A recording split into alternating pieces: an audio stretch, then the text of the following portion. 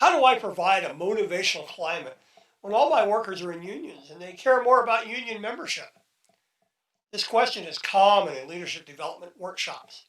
It's one of the biggest frustrations leaders have with a union shop. I'm going to file a grievance. Words can strike terror in even the strongest leader. The first time I heard these words, I didn't know what I was supposed to do. I was new to the job. I hadn't worked with unions before, and I had no training in union relations. So I innocently asked, what's the problem? The unhappy worker was considerably older than me, and she had been in the organization a long time. She was surprised that I asked that, and after a short silence, proceeded to tell me how the grievance process was supposed to work. Being stubborn, I said it would be a lot easier if she would just tell me what the problem was, give me a chance to fix it. After a little more back and forth discussion, she blurted out the issue, which happened to have a very easy fix.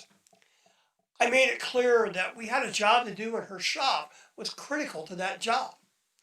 I told her I would do my best to take care of the issues that made it difficult for them to be successful. From that point forward, we had a good relationship. No more threats of grievances. She told me later that when she threatened a grievance, my predecessors would usually just give her what she wanted because they feared the grievance process. My reaction had surprised her, but she appreciated my willingness to work with her. Not because I was afraid of the union, but because I really did believe that her shop was important. I've led organizations with a union presence since then, and I found that the same approach is always effective. There are 3 steps you can take as a leader to create a more motivational climate in union shops. But always remember, your responsibility is to develop a motivational climate resulting in a better team. An adversarial attitude or attempts at union busting will not help. So, number 1, always remember your workers are human, and humans want to belong to something. Belonging to the union is one way to fulfill that need. Better teams develop when leaders provide something else that team members want to belong to. Seems easy. They already belong to a team or a work group, but just belonging is really only the first step.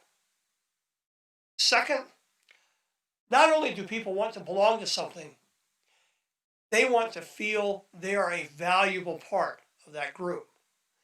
The best motivational climate develops when each worker understands they are more than just a member of a team.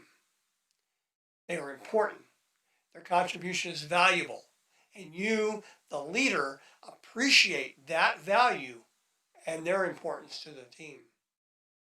And third, along with those 2 steps, every single person on the team must understand what the team's mission or purpose is and how they are vital to accomplishing that mission or purpose.